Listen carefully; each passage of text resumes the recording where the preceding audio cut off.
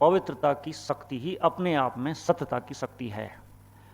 इसको दूसरे शब्दों में हम कहें कि आत्मा का जो मूल नेचर है, जो ओरिजिनल नेचर है, वो पवित्रता का है। अर्थात अपने मूल स्वभाव में आत्मा कहीं ना अट्रैक्ट है और ना कहीं अटैच है। उस मूल स्वभाव में अगर आत्मा रहे तो उसके अंदर पवित्रता की शक्ति बहुत तेजी से बढ़ने लगती है। तो सत्यता को वास्तव में पवित्रता की शक्ति कहा है। पवित्रता अपने आप में एक सत्यता है। तो सत्यता की शक्ति को बढ़ाने के लिए एक पुरुषार्थ तो हमें ये करना है कि हमें मन वचन कर्म से पूरी तरह से पवित्रता को धारण करना है। पवित्रता हमारे जीवन में, हमारी भावनाओं में, हमारे रग रग में समाई हुई हो, जिसको हम कहते हैं रोम रोम में पवित्रता समाई हुई हो, का अर्थ है दूसरे शब्दों में पवित्रता का एक प्रैक्टिकल स्वरूप है सभी के लिए शुभ भावना, शुभकामना। कैसी भी परिस्थिति हो, कैसी भी बात हो, किसी के प्रति भी हमारे मन में दुर्भावनाएं पैदा ना हो। पवित्रता का प्रैक्टिकल स्वरूप है। ना वहाँ मन के अंदर न काम हो, न क्रोध हो, न लोभ हो, न मोह हो, न ईर्ष्या, द्वेष, अहंकार, नफरत, कुछ भी नहीं होता उस समय। तो हम शुभ भावनाओं से पूरी तरह से भरे हुए हों। पवित्रता का ये प्रैक्टिकल स्वरूप है कि सर्व के लिए शुभ भावना, शुभकामना, जिसको दूसरे शब्दों में कहते हैं संपूर्ण अहिंसक, संपूर्ण निर्विकारी। संपूर्ण अहिंसक का अर्थ भी यही है कि किसी भी प्रकार का जब विकार नहीं है तो हिंसा है ही नहीं। विकारों के वश होकर के ही हिंसा होती है।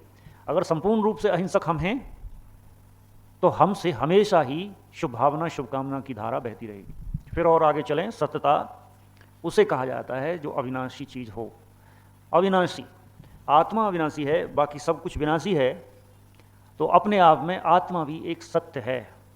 आत्मा के अपने ओरिजिनल स्वरूप को हम देखें तो आत्मा अविनाशी है। तो आत्मा के स्वरूप में जब हम स्थित रहते हैं तो आत्मा के ओरिजिनल गुण प्रकट होने लगते हैं। आत्मा के जो 7 गुण हैं वो 7 गुण प्रकट होने लगते हैं। तो जब 7 गुण प्रकट होने लगते हैं तो ये 7 जो ओरिजिनल, जो मूल स्वभाव है आत्मा का, जो मूल गुण है, वो मूल गुण भी अपने आप में एक सत्यता है। जैसे मान लीजिए कोई व्यक्ति प्रेम से बात नहीं करता, हमेशा ही ईर्ष्या, द्वेष, नफरत और इस प्रकार की भावनाओं में भरे होकर के बात करता है, तो वो वास्तविकता नहीं है। सत्यता अर्थात जीवन की वास्तविकता। तो जीवन की जो वास्तविकता है वो ये है कि आत्मा अपने आप में अविनाशी है और आत्मा के अविनाशी स्वरूप में स्थित होने से आत्मा के मूल गुण जो है वो प्रैक्टिकल व्यवहार में दिखाई देने लगें। तो हम ये समझ सकते हैं और ये कह सकते हैं कि ये व्यक्ति एक सत्यता का जीवन जी रहा है। सत्यता इसे कहा जाता है। तो इस आधार पर भी हम एक अविनाशी आत्मा की अपनी एक अविनाशी और अनादि स्थिति को भी सत्यता की स्थिति कह सकते हैं। और जो उससे उसके मूल स्वभाव और मूल गुण जो प्रकट होते हैं वो भी एक वास्तविक स्थिति है आत्मा की, एक सत्यता की स्थिति है। तो जो शाश्वत चीज़ है, जो कभी नष्ट नहीं होती, वो भी अपने आप में सत्य है। तो आत्मा कभी नष्ट नहीं होती, आत्मा को नष्ट नहीं किया जा सकता, ना आत्मा को पैदा किया जा सकता है, ना आत्मा को नष्ट किया जा सकता है। आत्मा अपने आप में अनादि और अविनाशी शक्ति है। तो ये भी एक अपने आप में सत्य है, अर्थात अपने अस्तित्व में एक सत्य चीज़ है। ये बदलती नहीं है, या इसे हम काट छांट इसमें नहीं कर सकते। आत्मा को ना नष्ट कर सकते हैं, ना पैदा कर सकते हैं। ये अपने आप में एक सत्य है, जो चीज़ बदलती नहीं, जो एक जैसी रहती है, उसे भी सत्य कहते हैं। और बाकी प्रकृति के अंदर जो भी चीज़ें हैं ये बदलती रहती हैं। 5 तत्व जो है वो बदलते रहते हैं। अब जैसे हमारे संस्कार भी जो हैं वो बदलते रहते हैं।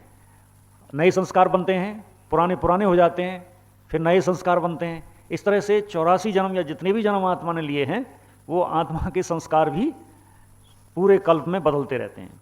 उसको भी अगर हम दूसरे शब्दों में कहें, जिसके लिए बाबा ने भी ये बात कही है कि आप मन बुद्धि संस्कार के भी मालिक हो। मन बुद्धि संस्कार के भी आत्मा मालिक है। तो मालिक अगर है तो मालिक किस चीज़ की है? कोई चीज़ उससे अलग है।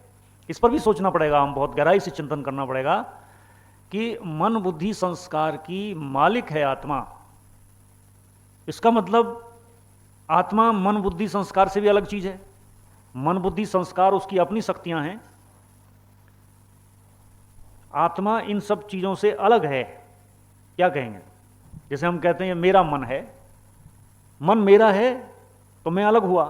आई और माई का, तीनों का जो मिश्रण बताते हैं, इसके आधार पर यह बात सिद्ध नहीं होती कि भाई तीनों का मिश्रण ही है ये। अगर तीनों का मिश्रण है तो हम ये क्यों कहते हैं कि भाई मेरे संस्कार या मेरा मन या मेरी बुद्धि, ये क्यों कहा जाता है? अगर ये कहा जाता है तो जरूर कहीं ना कहीं उसमें ये बात है कि मेरा अस्तित्व इन चीज़ों से भी अलग है, ये प्रकृतिकृत हैं। ये जो भी संस्कार हैं ये प्रकृतिकृत हैं, अर्थात विचार भी जो भी कुछ है, जैसे मान लो जैसा अन्न वैसा मन होता है, कहते हैं ना, जैसा अन्न वैसा मन। अन्न जो है प्रकृति का है। अगर अन्न से मन बन सकता है, अन्न का सूक्ष्मतम रूप जो है वो मन है, अर्थात विचार है, तो विचार भी एक प्रकार से प्रकृति ही हुआ। जैसे अन्न एक प्रकृति है, अन्न प्रकृति है ना, भोजन जो हम करते हैं, ये भी अगर आत्मा इनका मालिक है तो ये भी बदलते रहते हैं। आत्मा अपने आप में नहीं बदलती, ये संस्कार चेंज होते रहते हैं। आज ये संस्कार है, कल और दूसरी प्रैक्टिस की दूसरा संस्कार बना। ऐसे 84 जन्मों में कितने संस्कार बने होंगे। ठीक इसी प्रकार से ये बात सत्यता के आधार पर ये बात हम कह सकते हैं कि आत्मा अपने आप में सत्य है और आत्मा के जो संस्कार हैं वो बदलते रहते हैं, उन्हें हम सत्य नहीं कह सकते। और जब सत्य नहीं कह सकते इसलिए तो हम कहते हैं कि कोई बात नहीं है भाई, इसके संस्कार आज ऐसे हैं कल और अच्छे बन जाएंगे। तो उस हिसाब से आत्मा को अपने आप में सत्य कहा जा सकता है, और बाकी जो भी कुछ है प्रकृति के अंदर जो भी बदलता रहता है वो विनाशी चीज़ हैं या उनमें परिवर्तन होता रहता है, उन्हें सत्य नहीं कहा जा सकता। इसको और आगे बढ़ाएं कि जो चीज़ बिल्कुल परिवर्तन नहीं होती उसे सत्य कहते हैं। और बिल्कुल परिवर्तन कौन नहीं होता? निराकार परमपिता श्री परमात्मा। वो बिल्कुल एकदम शाश्वत है, उसमें कोई परिवर्तन नहीं होता, उसके संस्कार भी कभी परिवर्तन नहीं होते। अब आत्मा की जो बात हम कर रहे थे, जब हम परमात्मा की बात करते हैं तो आत्मा की बात फिर पीछे छूट जाती है। फिर केवल परमात्मा ही एक सत्य है, वो क्योंकि परिवर्तन नहीं होता, क्योंकि इस सृष्टि के चक्र में जन्म पुनर्जन्म में नहीं आता, ना सतो बनता है, ना रजो, ना तमो बनता है। सतो रजो तमो में वो आता ही नहीं। प्रकृति और प्रकृति के अंदर हुए परिवर्तनों से वो प्रभावित नहीं होता और इन परिवर्तनों में वो आता ही नहीं है। इसलिए वो सदा शाश्वत है, सदा अविनाशी है, इसलिए उसे सदा शिव कहा जाता है, सदा जागती ज्योत है, उसे ही वास्तव में सत्य कहा जाता है। इसलिए कहा है गॉड इज ट्रुथ, ये नहीं कहा soul is truth, God is truth कहा है। गॉड इज ट्रुथ का मतलब है कि वो कभी भी परिवर्तित नहीं होता, परिवर्तन नहीं होता, ये एक बात। और दूसरी बात ये है कि वो जो भी कार्य करता है इस सृष्टि रंगमंच में आके, जो 3 डिवाइन एक्ट हैं उसके, वो भी उसी सत्यता के बल पर करता है। यानी जो उसके अंदर अपनी एक अनादि रूप से जो उसकी शाश्वत स्थिति है, जो पवित्र स्थिति है, जो उसकी दिव्य, जिसको हम कहेंगे दिव्य स्थिति है, वो दिव्य स्थिति, वो सत्यता की स्थिति ही अपने आप में 3 काम कराती है, 3 कर्तव्य कराती है, स्थापना का भी, पालना का भी और विनाश का भी। तो उस अर्थ में परमात्मा ही एक सत्य है और उसी सत्यता की शक्ति से ही पूरा विश्व परिवर्तन हो जाता है। यह भी एक गहराई की बात है कि परमात्मा जब इस सृष्टि रंगमंच पर आते हैं तो पूरे की पूरी प्रकृति के अंदर, पूरा सृष्टि जो ब्रह्मांड है, उस ब्रह्मांड के अंदर जबरदस्त परिवर्तन होते हैं। और वो परिवर्तन ऐसे हो जाते हैं, संपूर्ण परिवर्तन जिसे हम कहें, कि कलयुग बदल करके सतयुग बन जाता है। ये जो सृष्टि रूपी रंगमंच पर जो बाबा ने आकर के अभी नई सृष्टि स्थापना करने के लिए ये जो कारोबार रचा हुआ है, ईश्वरीय यज्ञ रचा हुआ है, इससे नई सृष्टि की स्थापना हो रही है। ये तो परमात्मा का एक बहुत ही, इसको कहें, हल्का रूप है स्थापना का। लेकिन जब एक विशेष पूरे ब्रह्मांड के अंदर परिवर्तन होगा तो वो एक विशेष रूप होगा परमात्मा के कर्तव्यों का। उसकी सत्यता की शक्ति तब ज़्यादा देखने में आएगी जब पूरे ब्रह्मांड में हलचल होगी और ये सृष्टि नरक से बदलकर स्वर्ग बन जाएगी, कलयुग से बदल के एकदम सतयुग आ जाएगा, सब कुछ प्रकृति के अंदर परिवर्तन हो जाएगा। ये सत्यता की शक्ति के आधार पर होता है, और वो सत्यता की शक्ति विशेष रूप से हम कहें वो एक परमात्मा के अंदर ही होती है। उसकी शक्तियाँ सत्य हैं, उसके कर्तव्य सत्य हैं, वो जो भी एक्ट कर रहा है वो सब सत्य हैं। सत्यता की शक्ति के आधार पर हम ये कह सकते हैं कि परमात्मा अपने आप में सत्य है और उसके कर्तव्य सत्य हैं और सत्यता की शक्ति के आधार पर पूरे विश्व को परिवर्तन करा देते हैं। वो चाहे ज्ञान के द्वारा, चाहे योग के द्वारा, चाहे इतने बड़े संगठन को क्रिएट करके उसके द्वारा वो संपूर्ण परिवर्तन करा देते हैं। और प्रकृति के अंदर भी जो भी परिवर्तन आता है वो भी हमारे योग बल के द्वारा ही आता है। जब हम बदलते हैं तो पूरे ब्रह्मांड पर उसका असर आता है। पूरे ब्रह्मांड पर हमारी योग बल की शक्ति पूरे ब्रह्मांड में हलचल पैदा करती है और अंत में करेगी, जिसके लिए बाबा ने कहा कि अंत समय में जब चारों ओर हलचल होगी तो आप सभी ब्राह्मण आत्माएं मिल करके एक ही संकल्प करेंगी कि अब संपूर्ण परिवर्तन होना चाहिए। पूरे संगठन का जब एक ही संकल्प होगा तब पूरी सृष्टि का संपूर्ण परिवर्तन हो जाएगा। क्योंकि हम सब देखेंगे कि भाई अब ये वर्ल्ड की जो पूरी स्थिति बनी हुई है ये अब रहने लायक नहीं है, ये अब देखने लायक नहीं है। अब इस पूरी सृष्टि का संपूर्ण परिवर्तन होना चाहिए। तो इतनी 9 लाख कम से कम, इतना जो बाबा ने कहा उससे ज़्यादा भी हो सकते हैं, लेकिन एक फिगर दिया कि इतनी आत्माएं, इतनी योगी आत्माएं जब एक संकल्प करेंगी वो संकल्प पूरी सृष्टि को बदलने के निमित्त बनेगा। और क्योंकि सभी आत्माएं दुखी हो रही होंगी, सभी आत्माएं परेशान हो रही होंगी, क्योंकि प्रकृति का भी तांडव नृत्य होगा, उसमें चैन किसी को नहीं होगा। जब कोई भी चैन से नहीं रह रहा होगा, ऐसे समय पर अब क्या किया जाए? ऐसे समय पर वो कार्य जल्दी से संपन्न हो, उसके लिए ब्राह्मण आत्माओं का एक संकल्प, सभी पूरे संगठन की सभी आत्माओं का केवल एक संकल्प पूरी सृष्टि को बदलने के निमित्त बन सकता है और बनेगा, जो बाबा ने कहा हुआ है। दूसरे शब्दों में और इसको समझें, जैसे मान लीजिए आप के सामने कुछ पानी है या पानी का कोई टैंक है या तालाब है या कुछ है जहाँ स्टेबल है, पानी स्थिर है अपने आप में, आप उसमें अपना चेहरा देख सकते हैं। अगर उस पानी में लहरें उठ रही हैं तो आप उसमें अपना चेहरा नहीं देख सकते, आपका चेहरा उसमें दिखाई नहीं देगा। ठीक इसी प्रकार से जब हमारे मन में विचारों की लहरें उठती रहती हैं, विचारों की लहरें उठती रहती हैं, तो हम अपने सत्य स्वरूप को भी नहीं देख सकते, आत्मा का खुद का सत्य स्वरूप। विचारों की लहरें का अर्थ है व्यर्थ संकल्प।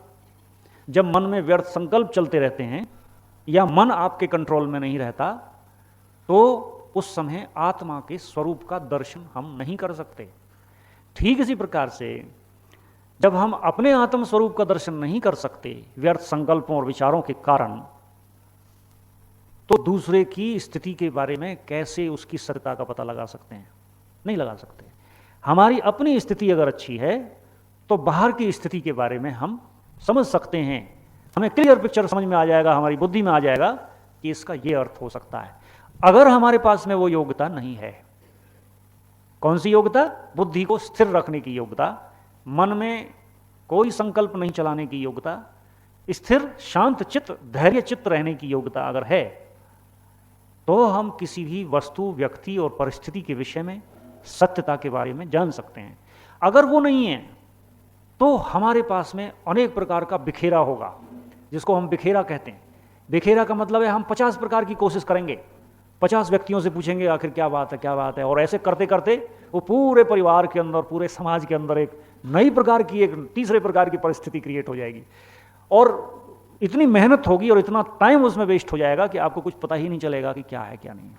तो इसलिए जहां भी हम निमित्त हैं, ये एक विशेष रूप से उन आत्माओं के लिए है।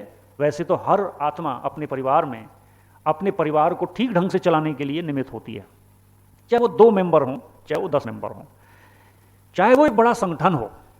तो जो भी जहां भी निमित्त हैं उनको विशेष रूप से अपनी स्थिति को श्रेष्ठ रखने की जरूरत होती। इसलिए मन की ना सुने, किसकी सुने? आपके अंतरात्मा की बात सुने। अंतरात्मा, इसको अब हम अंतरात्मा कहेंगे। इनर आपकी कॉन्शियंस जो है, वो कॉन्शियंस क्या कहती है, वो इनर कॉन्शियंस आपकी सही जवाब देगी तब जब आपके व्यर्थ संकल्प नहीं हैं, कोई ऐसे वेस्ट थॉट नहीं चल रहे हैं, आप बिल्कुल स्टेबल हैं, तब वो इनर कॉन्शियंस आपकी जो अंतरात्मा है वो आपको राइट रेस्पॉन्स देगी, राइट रिप्लाई देगी कि भाई इसका क्या अर्थ हो सकता है। तो ये विशेष बात समझने की है। अब ये सब बातें समझते हुए हमें करना क्या है?